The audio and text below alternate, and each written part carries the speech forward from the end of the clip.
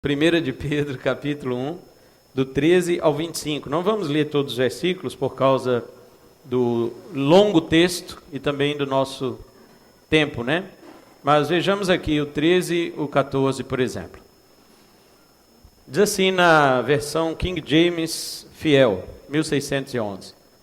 Portanto, cingindo os lombos de vossa mente, sede sóbrios e esperai até o fim pela graça que vos está sendo trazida na revelação de Jesus Cristo, como filhos obedientes, não vos moldando às concupiscências anteriores de vossa ignorância.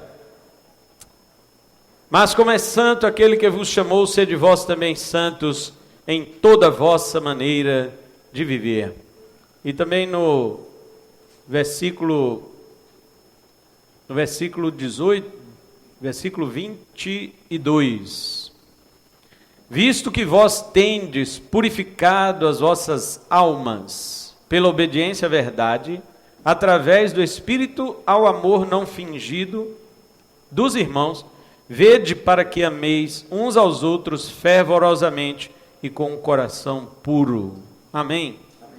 Podeis sentar, irmãos. Nós vamos tratar aqui até o versículo 25, em uma sequência, mas só lemos estes que falam aí da obediência. Até que o Senhor venha, a igreja do Senhor Jesus deve viver em obediência. A palavra grega para obediência, ela é composta de duas palavras cuja raiz é ouvir. E existe um prefixo, uma palavra que vem antes desta raiz, que é o prefixo inferior, estar debaixo. Então, significa estar debaixo daquilo que você ouviu. Seria como se no português nós disséssemos sub-ouvir. A palavra obedecer seria isso no grego, sub-ouvir.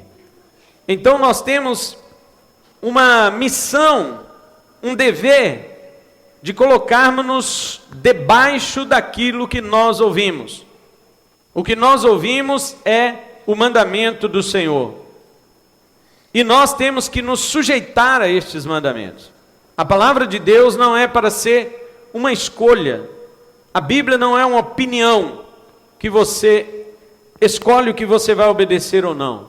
A Bíblia é um mandamento. Mandamento é diferente de opinião. Alguém te dá uma opinião, se você for educado, você diz obrigado. Se você for mais ou menos, você diz vou ouvir se eu quiser. E se você for mal educado, você diz eu não pedi sua opinião. Não é isso que o povo fala? Mas a Bíblia não é opinião. A Bíblia é a palavra, a ordenança de Deus.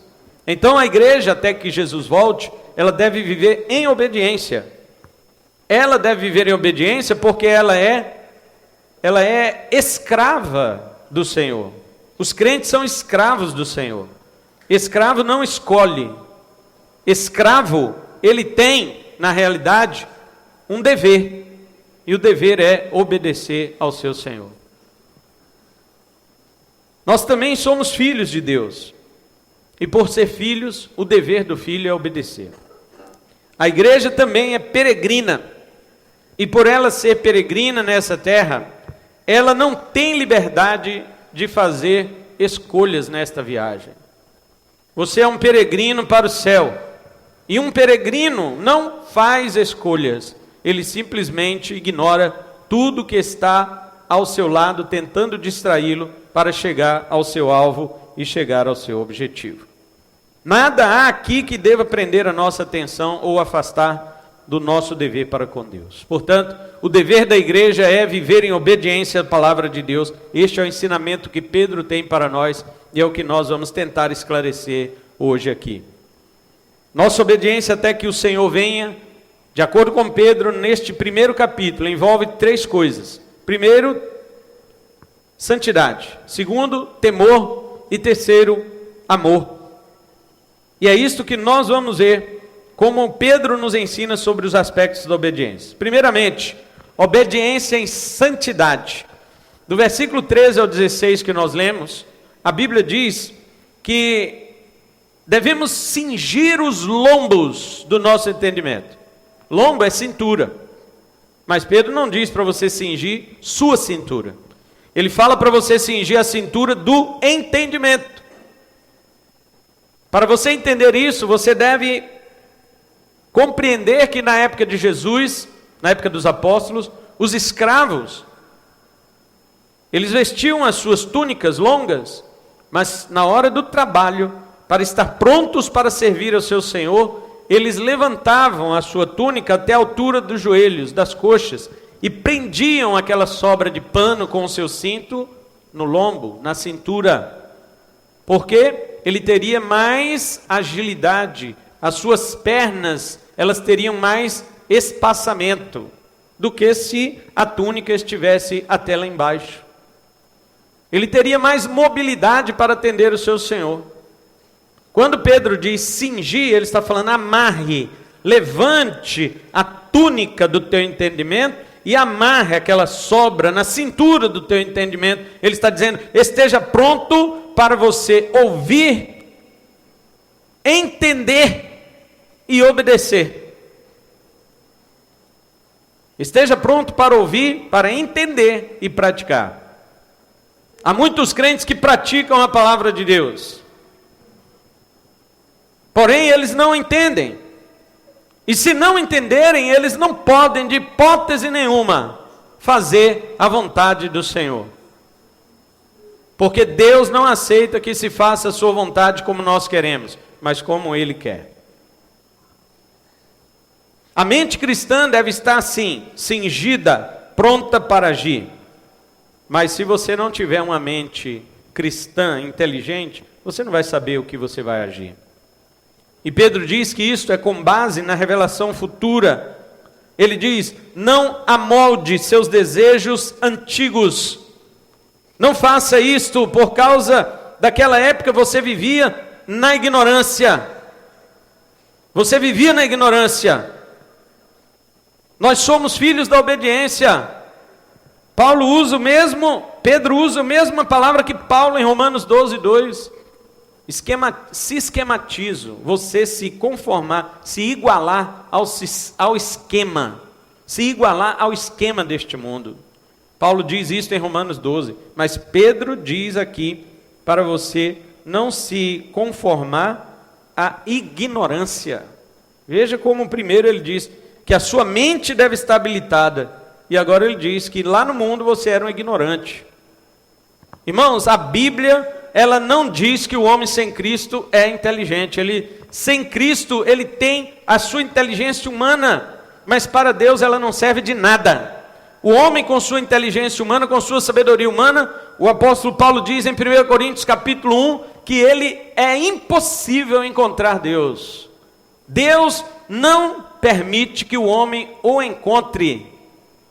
Guarda isso na sua mente.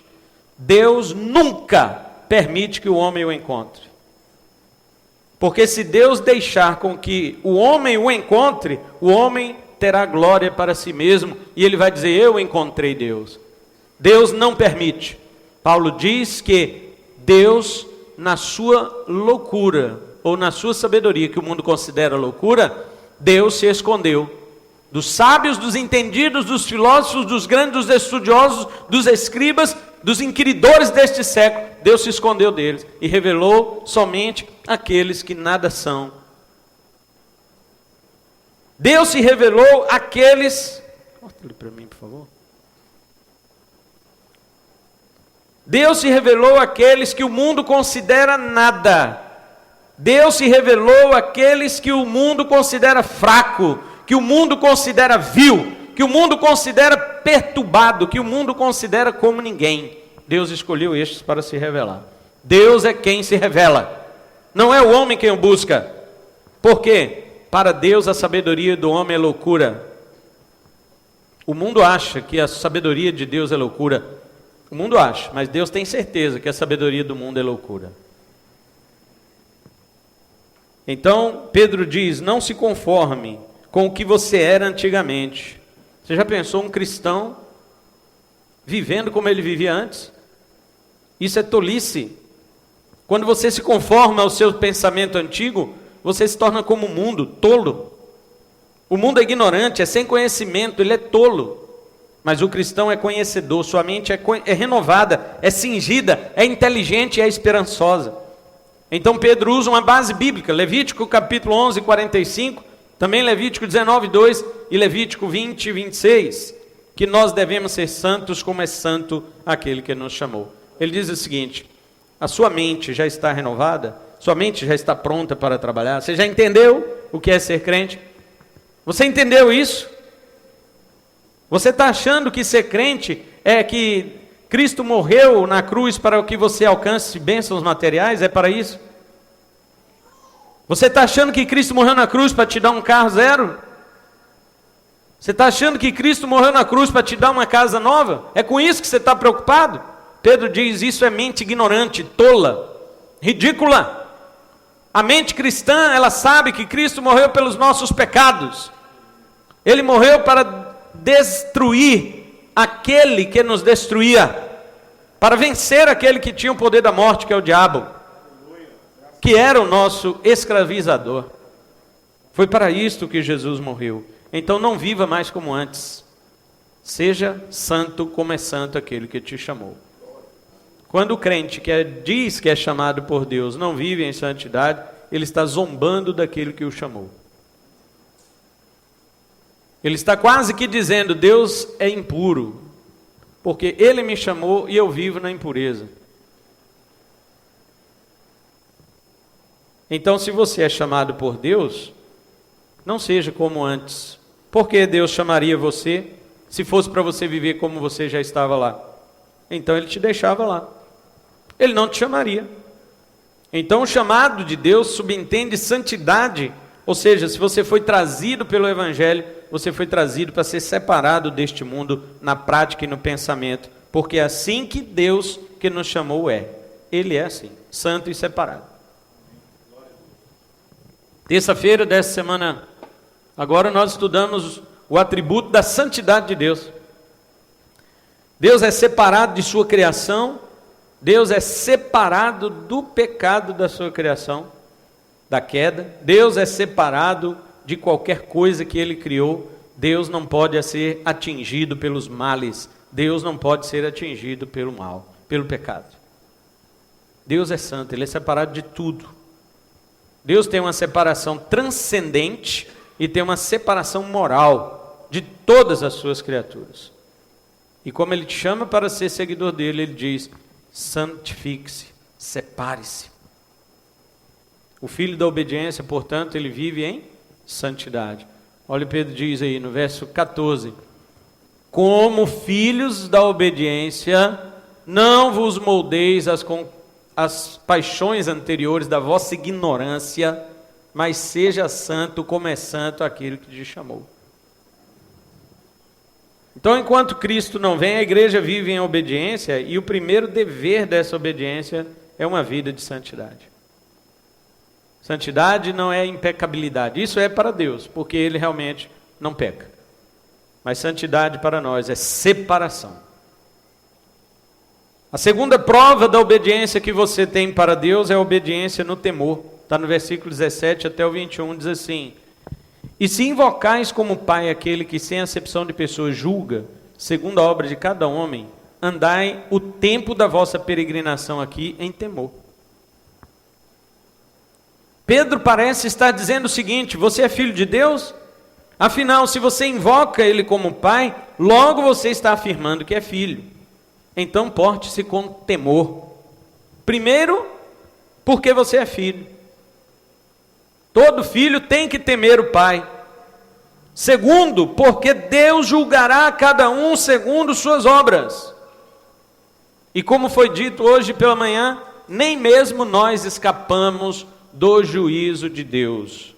O próprio Pedro fala isso. Vai lá no capítulo 4 para você ver. Versículo 16 e 17. Ele diz assim, 17, somente o 17. Porque já é chegado o tempo em que o julgamento deve começar pela casa de Deus. E se primeiro começa por nós, qual será o fim daqueles que não obedecem ao Evangelho de Deus? Irmãos, como é que Deus julga a casa dele? Como que Deus julga a sua casa? Porque a Bíblia está dizendo que o julgamento começa pela casa de Deus. Ora, se você tomar a carta de Pedro, a primeira carta de Pedro, como resposta para isso, como Deus julga a sua casa, Pedro responde: Deus julga a sua casa limpando a sua casa através de sofrimento. Porque toda a carta de Pedro fala de sofrimento. Todos os 5 capítulos do apóstolo Pedro na primeira carta falam de sofrimento. E ele diz o seguinte: você sofre como filho de Deus, não como mundano, não como alguém que se mete na vida dos outros, não como um assassino, não como um brigão. Você sofre por causa do amor de Cristo e do Evangelho. Se é assim que você sofre, então você é bem-aventurado, porque sobre você repousa o Espírito da glória e o Espírito de Deus. Ele diz isto, mas é desta forma. Quando Deus libera os inimigos da igreja para persegui-la, Deus está limpando sua igreja. Deus está julgando sua igreja. O julgamento nosso é diferente do mundo. O julgamento do mundo é no dia do juízo, eles vão ter que prestar conta de suas obras. E pelas obras alguém pode ser salvo, irmãos? Não, a Bíblia diz, não por obras, para que ninguém se glorie. Efésios 2:9. Então como é que a igreja será salva? A igreja é salva pelas obras de Cristo. E porque ela creu em Cristo, as obras de Cristo são atribuídas a ela. Viu como funciona? Cristo faz as obras, porque só Ele consegue. Deus se agrada de Cristo. Todo aquele que crê em Cristo se une a Ele, e Deus atribui as obras boas de Cristo a esta pessoa que creu. Crer não é acreditar. Acreditar é um tipo de credulidade que existe na mente do brasileiro. E ele acha que se ele acreditar em Deus, tá bom, está resolvido. Não é isso. Crer é confiar. Confiar a ponto de que a sua vida não mais lhe pertença, mas pertence àquele em quem você confia. Então, o julgamento que Deus vai fazer com o ímpio é por causa de suas próprias obras. Porque o ímpio, ele diz assim: eu não preciso de Jesus, eu mesmo faço as coisas boas. Então eu quero ver você passar no crivo de Deus, não no meu. No meu crivo eu acho muita gente boa, mas no crivo de Deus, Jesus falou que só tem um bom que é. Então, se você for igual a Deus, você pode ser salvo sem Jesus. Se você for igual a Deus, você pode ser salvo sem precisar de Jesus. Se você não for igual a Deus, você precisa só de Jesus. Ninguém mais pode te ajudar. Porque Jesus é Deus. E Jesus é homem. Como Deus, Ele apresenta Deus ao homem. E como homem, Ele nos representa diante de Deus. É o único que pode fazer essa ligação. Então Pedro diz, primeiro, tema a Deus porque você é filho. O dever do filho é temer. Tema a Deus, segundo, porque Ele vai julgar a cada um segundo suas obras. E nem a igreja escapa. Embora o ímpio vai passar no juízo final e nós não, porque a Bíblia diz, João capítulo 5, versículo 24, Jesus diz, na verdade vos digo, quem ouve a minha palavra e crê naquele que me enviou, tem a vida eterna. Não entra em juízo, mas passou da morte para a vida. A igreja está livre do julgamento final, mas isso não quer dizer que Deus não nos julgue aqui. E Deus nos julga aqui. Deus limpa a igreja dele, porque tem muitos falsos crentes. Deus limpa a igreja dele através de provações e sofrimento, porque tem verdadeiros crentes que ainda estão atrelados ao mundo, ainda gostam do mundo, e Deus vai limpando, fazendo você sentir dores psicológicas, dores espirituais. Deus vai fazendo você sentir até dores físicas, doenças. Deus permite coisas estranhas acontecerem na sua vida, para você, crente, eu estou falando, crente, salvo, para você aprender que você não é deste mundo e não deve amá-lo. Deus faz isso. São modos de Deus nos disciplinar, nos julgar, para não sermos condenados com o mundo. Paulo diz isso em 1 Coríntios, capítulo 11, verso 30. Ele diz, mas quando somos julgados, somos disciplinados por Deus, para não sermos condenados com o mundo. Deus disciplina seus filhos, para que os seus filhos não venham no futuro ser condenados no dia do juízo. É por isso que acontece, meus irmãos, de muitos crentes morrerem, segundo a nossa opinião, antes da hora. Poxa, aquela pessoa morreu antes da hora. Crente, Deus está tirando, porque se ele deixasse, essa pessoa ia para o mundo e seria condenada no último dia. E Deus diz, não posso condenar meu filho, mas eu estou vendo que se eu deixar ele do jeito que ele quer, ele vai para o mundo, então eu vou tirar logo. Então a pessoa morre. Quem diz isso é Paulo e João. 1 Coríntios 11:30 e 1 João 5:16. E Pedro está dizendo isso também aqui. É a mesma coisa. Terceiro lugar, você teme a Deus porque você é um peregrino. Um peregrino teme as distrações da jornada porque seu objetivo é chegar. Eu sempre lembro de um filme que eu assisti, do Percy Jackson. Era Percy Jackson e o Ladrão de Raios. E aí quando eu assisti esse filme, eu vi que eles entraram ali, né, correndo ali para levar o raio de volta para Zeus. Eles tinham que atravessar muitos desafios. E um dos desafios eles passaram dentro de um salão de festas. E nesse salão de festa tinha tudo que todo mundo gosta. Valhalla, né? Oh, sabe mais do que eu, sabe até o nome. Então ali tinha bebidas, ali tinha jogos, ali tinha diversões. Tudo o que todo mundo gosta neste mundo.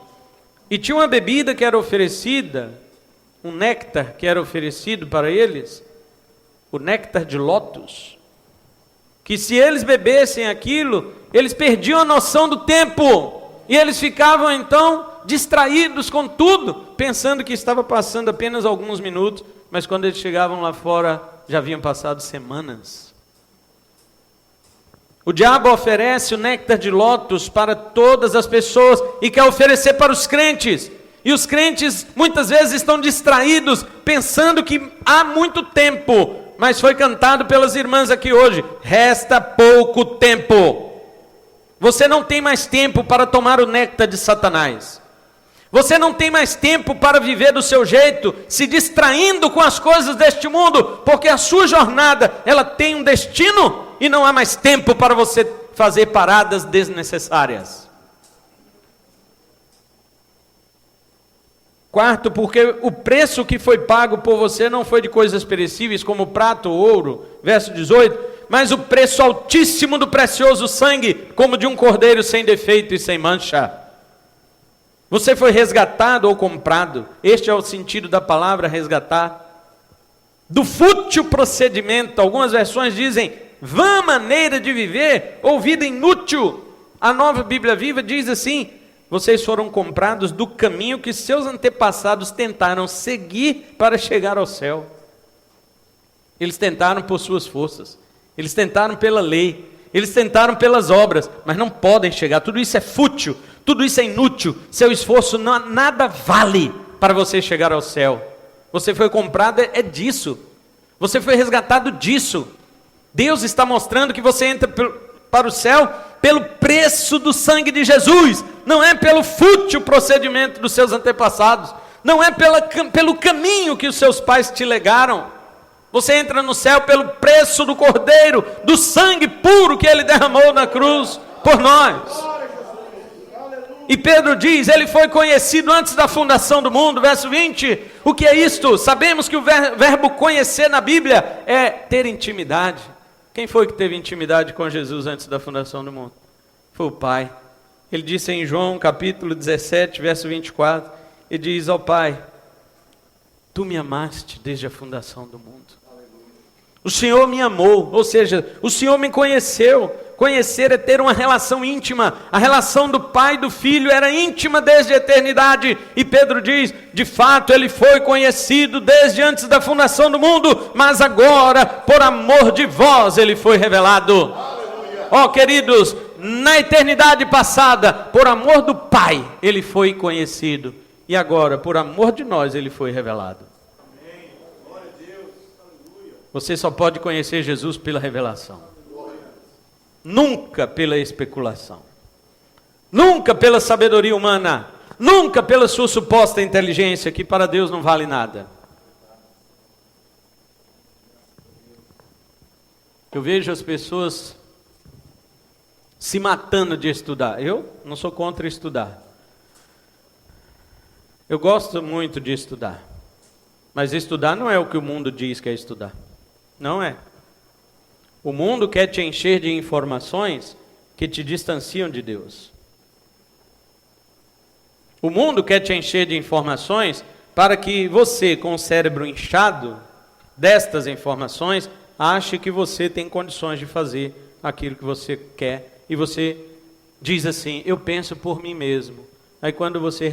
Então fala para mim seu pensamento. Aí quando você fala para mim seu pensamento, é tudo que seu professor falava. Como é que você pensa por si mesmo? Tudo que seus professores falam na escola, você repete e diz que pensa por si mesmo. Ninguém pensa por si mesmo.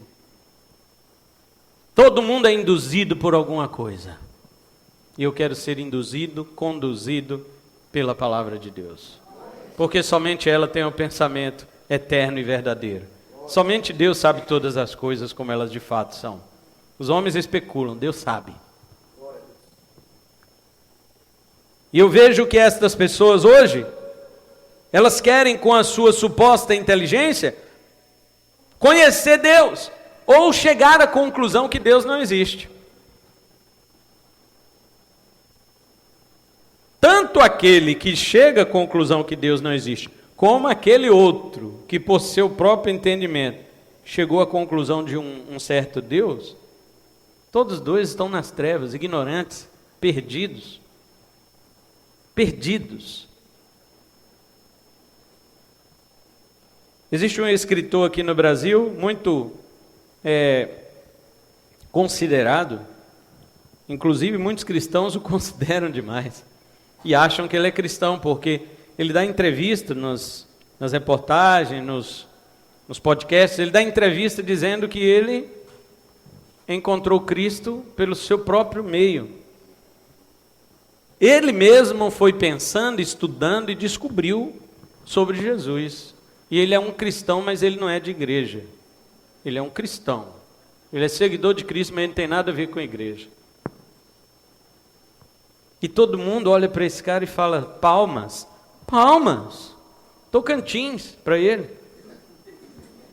As pessoas pensam que isto é descobrir mesmo a verdade. Como, irmãos?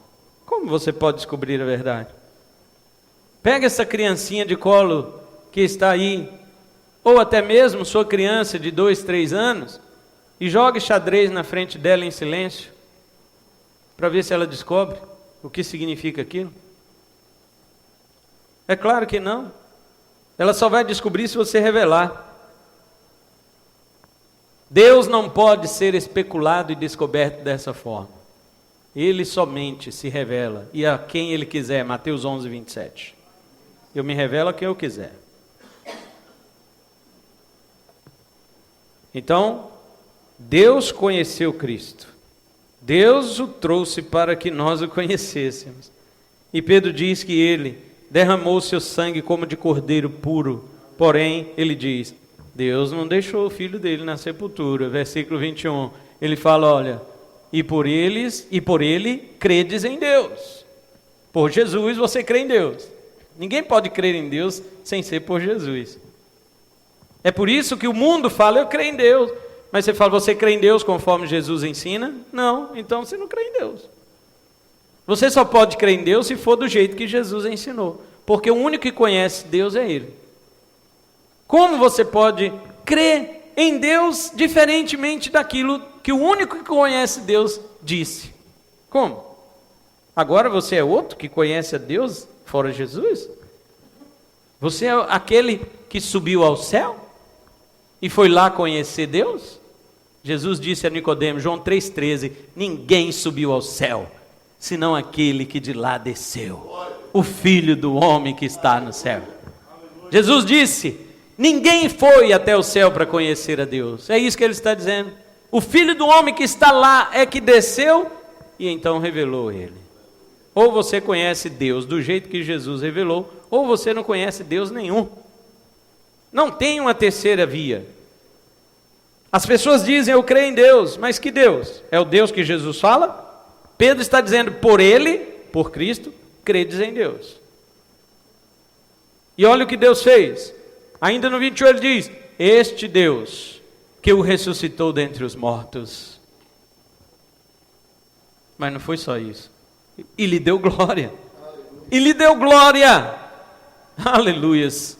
Para que a vossa fé e esperança estivessem em Deus. Pedro declara poderosamente a ressurreição, não aqui somente, mas também em Atos, 2, do 31 ao 33. E por causa disso, da ressurreição, da glorificação e da ascensão do nosso Senhor Jesus, aí sim, você pode crer em Deus. Pedro está dizendo, temam a Deus, mas não com temor repulsivo, aquele temor amedrontador, mas um temor que te faz reverenciar, que te faz adorar, o temor que gera obediência.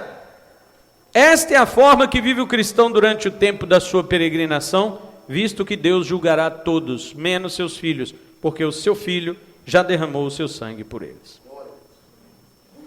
Terceiro e último lugar, obediência em amor. Nós já vimos obediência em santidade, obediência em temor. Agora obediência em amor. Versículos 22 ao 25.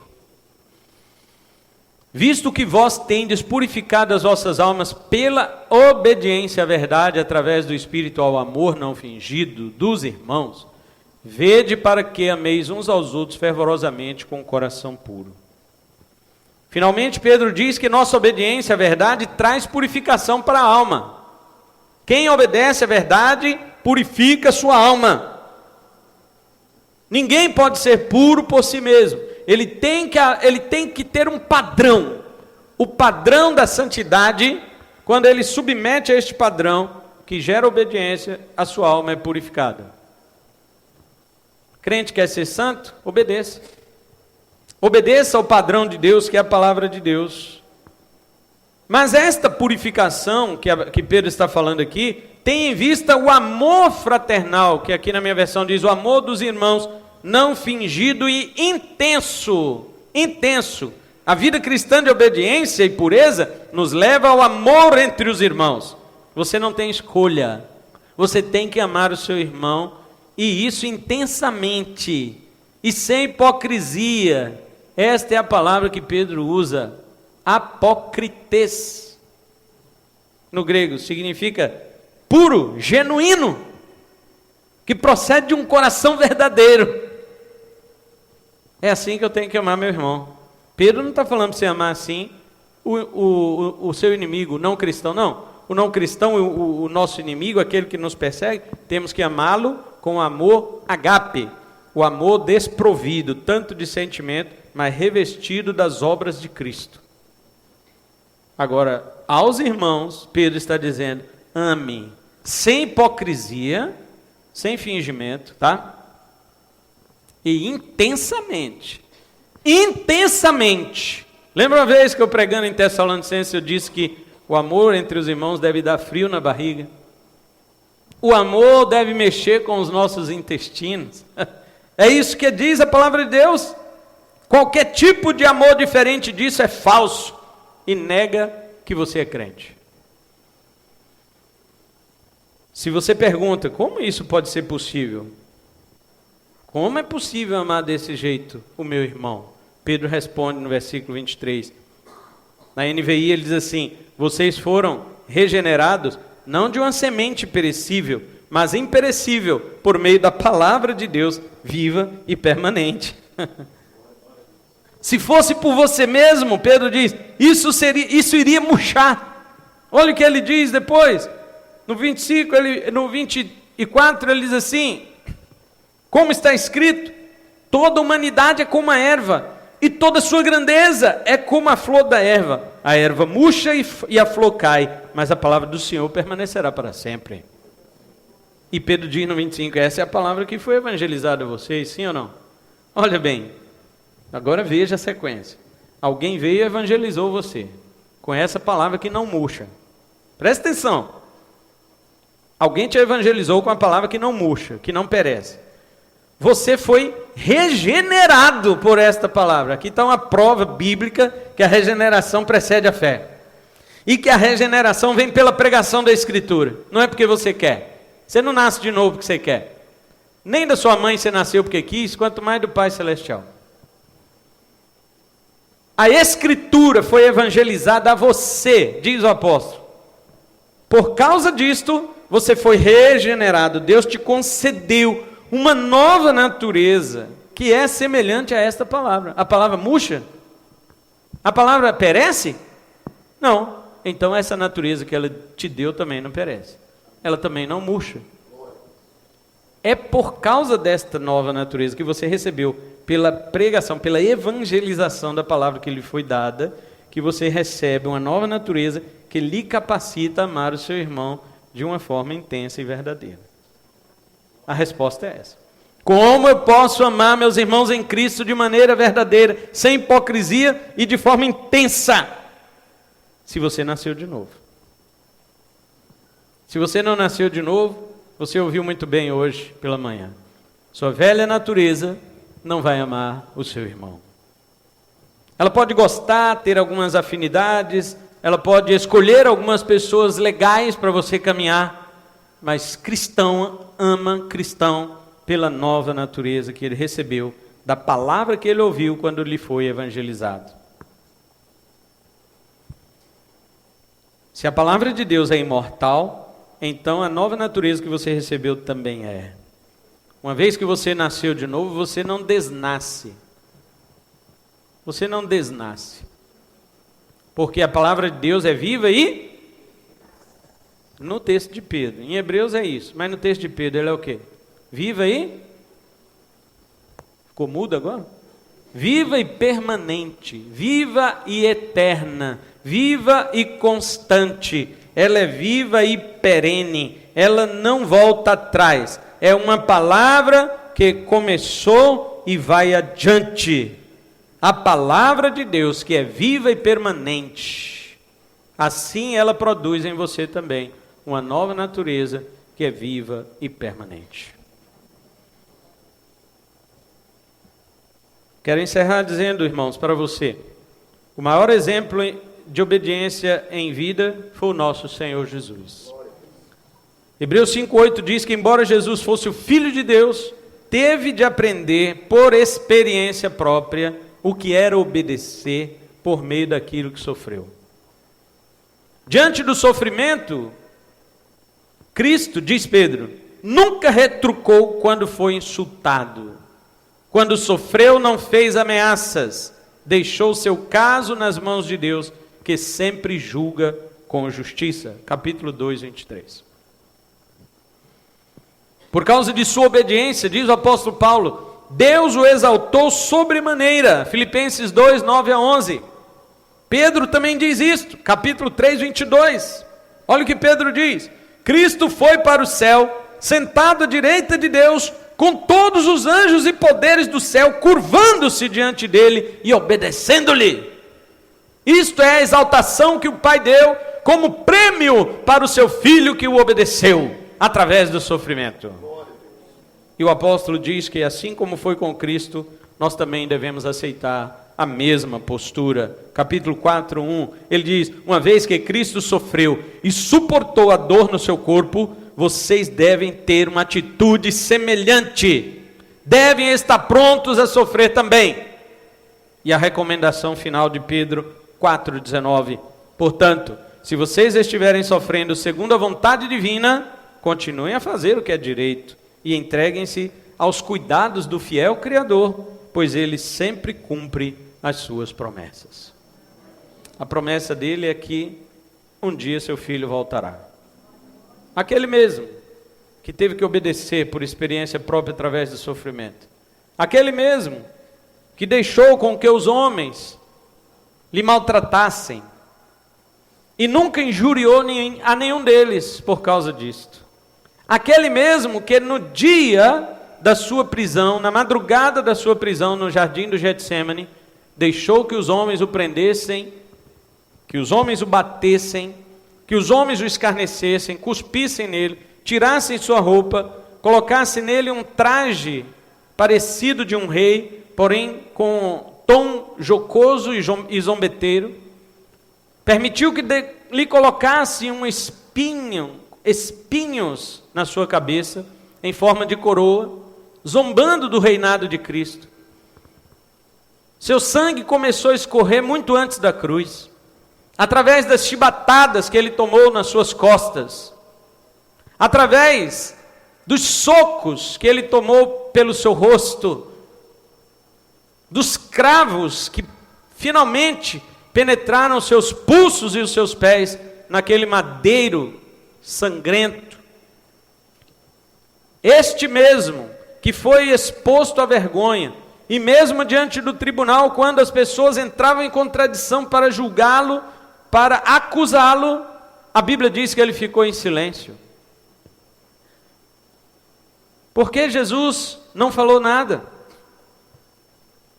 Porque se ele se defendesse, ele não defenderia você. Se ele desse uma palavra a seu favor, ninguém o condenaria, porque ele é o verbo de Deus. Ele com uma palavra convenceria todos que todos estavam errados e ele certo. E ele não morreria. E ele não morrendo, nós morreríamos. Mas ele morreu e nós vamos viver. Ele obedeceu a Deus e provou para nós e por nós que a obediência, ela é recompensadora. Deus não diz só para Jesus: venha meu filho, assenta-te no trono, porque você foi obediente. O próprio Jesus diz a nós, em Apocalipse, capítulo 3, e o versículo 21, ele diz: ao que vencer, concederei que se assente comigo no meu trono, assim como eu venci e me assentei com meu Pai no seu trono. Os vencedores são os obedientes. E a vitória não é, minha vitória, amanhã eu vou ganhar dinheiro. Não.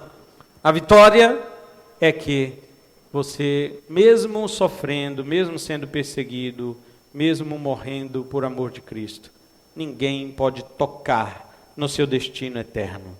Ninguém pode tocar a tua alma. Não tenhais medo, disse Jesus, daqueles que matam o corpo e não sabem o que fazer da alma. Muitos podem matar o nosso corpo, mas como dizia Agostinho, você só morre uma vez. Pode doer e tal, mas depois que morrer acaba. Mas a glória eterna, ela será para sempre, porque isso ninguém pode tirar. A sepultura de terra pode abrir a boca dela e te engolir, mas o Hades, ele não pode. A garganta do Hades, você não passa lá. A garganta do Hades só devora aqueles que não têm a Cristo.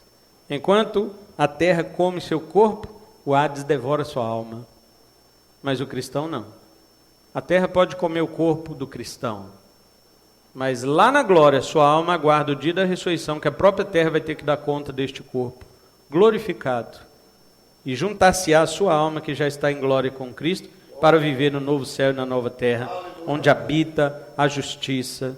E Jesus Cristo, que é o nosso Rei, diz o autor aos Hebreus, Ele é a causa, Hebreus 5:9, da eterna salvação para todos os que lhe obedecem. Amém? Jesus é a causa da salvação para todos que obedecem. Então, até que Ele venha, ande em obediência, porque você verá a promessa de Deus cumprida em sua vida eterna. Amém?